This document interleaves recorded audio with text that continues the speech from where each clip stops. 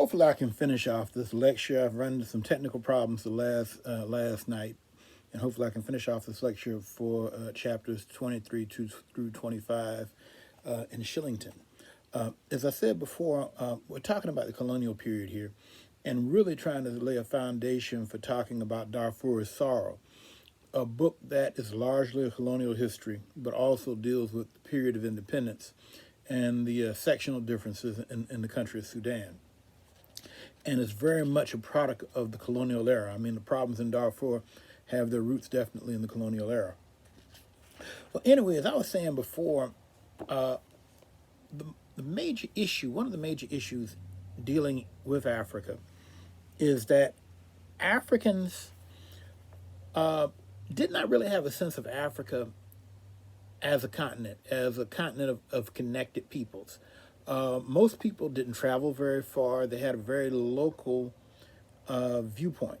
And also, as I said before, the notion of blackness, the notion of any sort of racial solidarity, or or looking at mistreatment in terms of race was something that Africans really didn't have a conception of. And as I said before, that's why in World War One, it was very easy for colonial leaders to get African troops and have them fight other people, because there was not this connectedness in the sense of race. I mean, people were connected to folks in their group who spoke their language, or perhaps had a wider affinity for people with their religion, but there was not an overall sense of connection among Africans.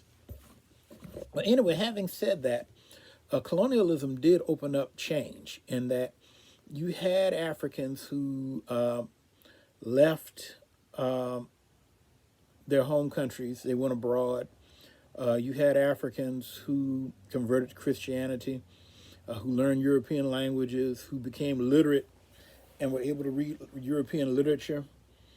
And so this broadened the perspective. And so what we see is that you begin to have Africans who resist the colonial efforts.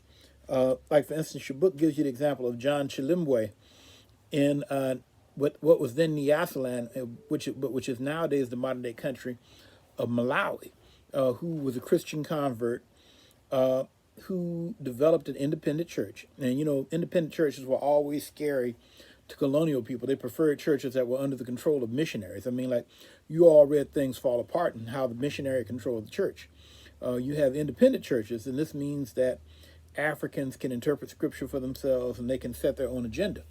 And so Chilimwe did this, and he encouraged strikes. He eventually had rebellion against colonial officials. He was killed and his church was destroyed.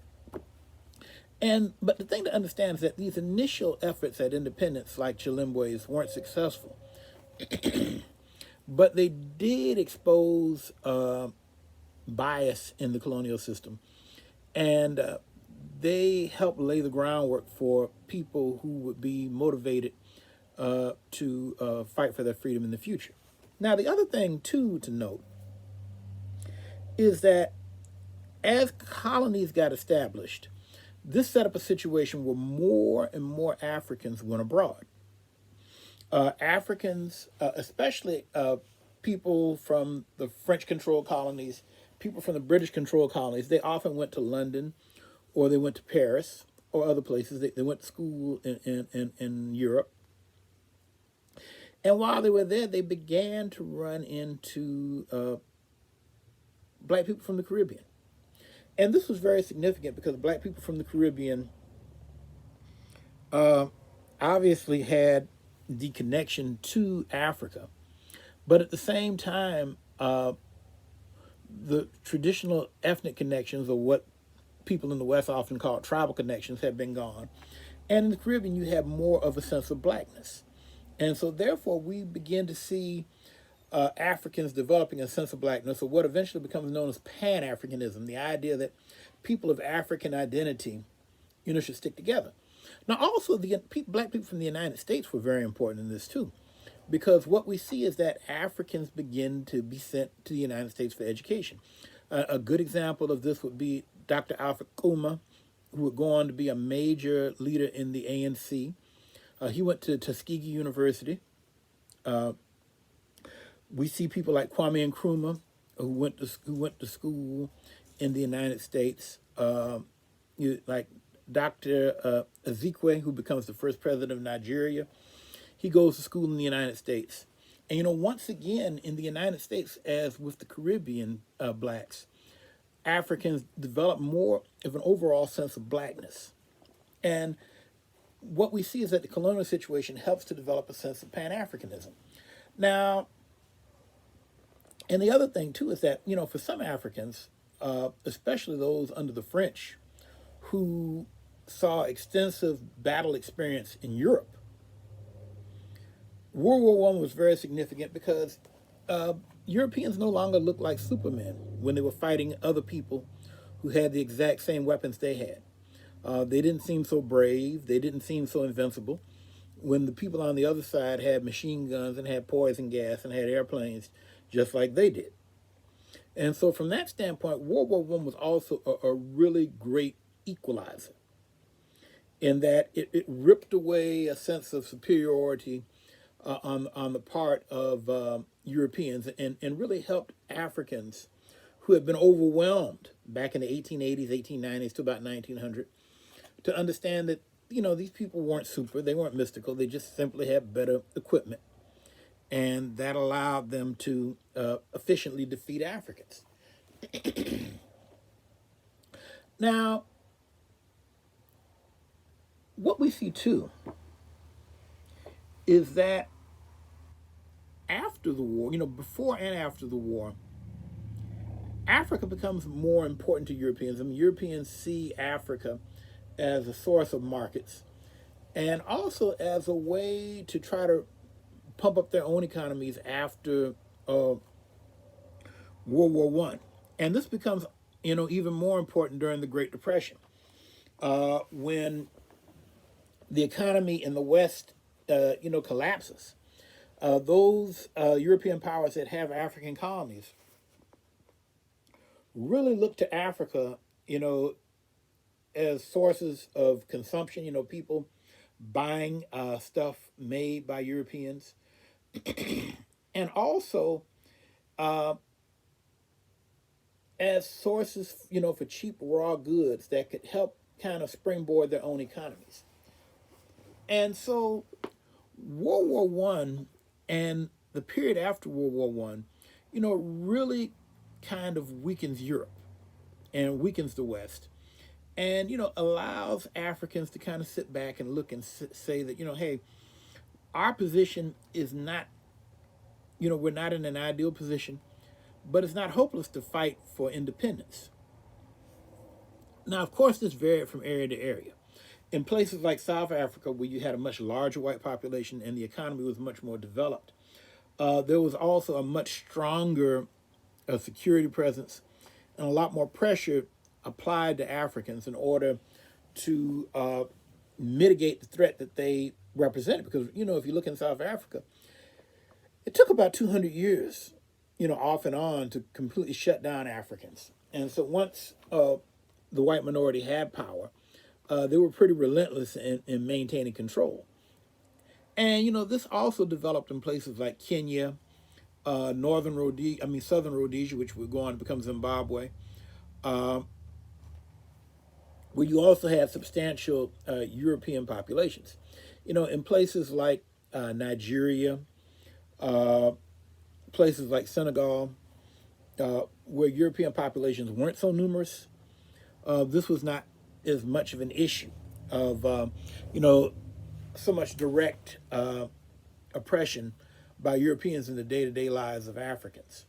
But still, as I said before, I think it's really important to understand that World War One, the aftermath of World War One, the Great Depression, really began a process of allowing Africans to see that they, could make common cause with other Africans, and also that the people who had taken them over, they had their weak points, and they could be undermined and could be pressured accommodate Africans. You know, it wasn't necessarily just a case of the Europeans coming in and running them over. Now,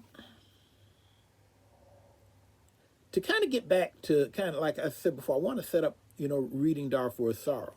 Now, if you all read chapter 23, you read in there about how Darfur had been independent, up until World War One. It was conquered by the British because the Sultan of Darfur, Ali Dinar, came out in favor of the Ottoman Empire. He was very much a serious Muslim, and the Sultan of the Ottoman Empire had declared himself the Caliph, and Ali Dinar, came out in support of him, and so that's why the British shut them down, because the British were very fearful of Sudan, because Sudan had experienced unity under the Mahdist movement that was started by Muhammad Ahmed back in the 1880s, and so they were always very fearful of Islamist movements that did not have leaders that they could control. And so the point to understand is that there were Africans had begun to respond to colonialism in a lot of different ways. Now, to kind of go back a little bit, even before you have World War One, you have movements like the Maji Maji movement in Tanganyika, what is nowadays Tanzania, where Africans, put together, very, very strong resistance, using their traditional beliefs and their traditional armament. And so I think it's really important to understand that although Africa was colonized, it wasn't smooth sailing for the Europeans. And, about as soon as they got control of it, they ran into World War One with each other, which undermined them. And so the thing about it is that at the time, it probably looked for a lot of Africans like they were taken over and there was no hope. But, looking back 100 years in the future, it's pretty obvious to see that there were limitations on European power, and that, actually getting control of Africa was a bit of a stretch for them, even though people on the ground didn't necessarily see it at that time. Now,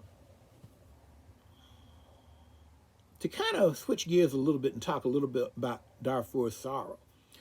Now, that book is a colonial history. It's kind of interesting because the guy who wrote the book, Martin Daly, he's a person that I know. He's a person that I know personally. Matter of fact, his professor, PhD director, is the same guy who directed my PhD, the late Harold Marcus. And matter of fact, we even used to teach at the same university. He taught at Murray State before I came there, and so therefore my paths have crossed with him quite a bit. And when you're reading this book, like I said, a lot of it is a colonial history. He's a colonial historian, and he's really looking at a lot of colonial archival records. And so when we're looking at this book, we need to think about the perspective of the colonial officials. We also need to think about the perspective of those Africans who had gotten positions of authority in the colonial system, traditional leaders, and also those educated Africans who had gotten jobs in the system, and also those Africans who worked in the military.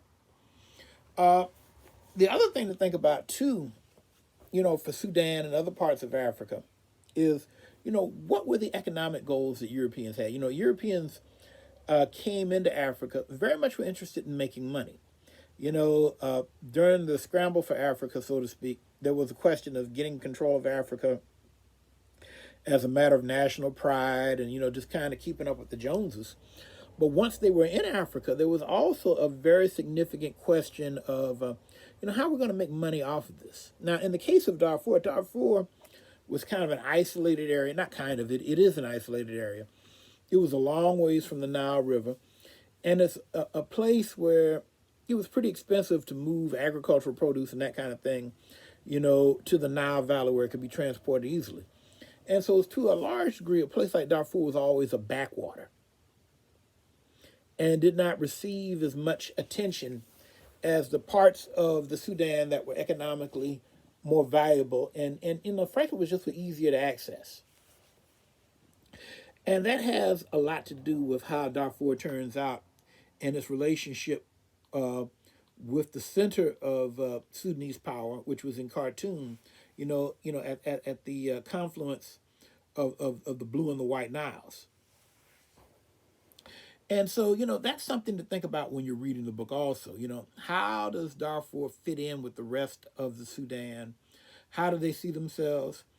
Also, there are issues of ethnicity in Sudan. In the case of Sudan, Sudan was dominated by people who considered themselves Arabs. Um, and, Arab in Sudan is kind of an interesting thing in that uh,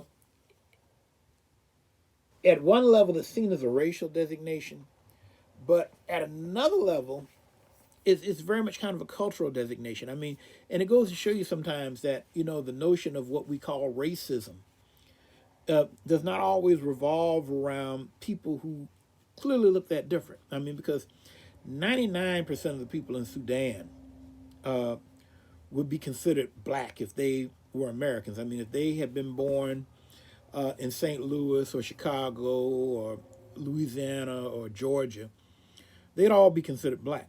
But in the context of Africa, they were seen differently, because of appearance and also because of language.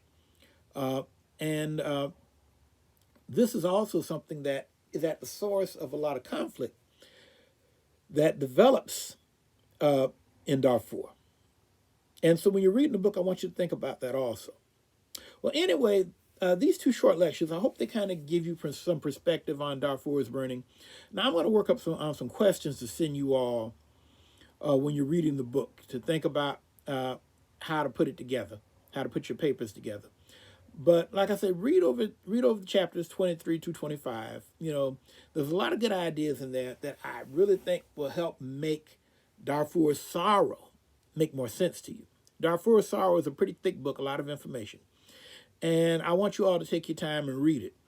But like I said, I'll be having some questions for you to help things make more sense. Anyway, that's going to be it for now. And if you have questions, please contact me.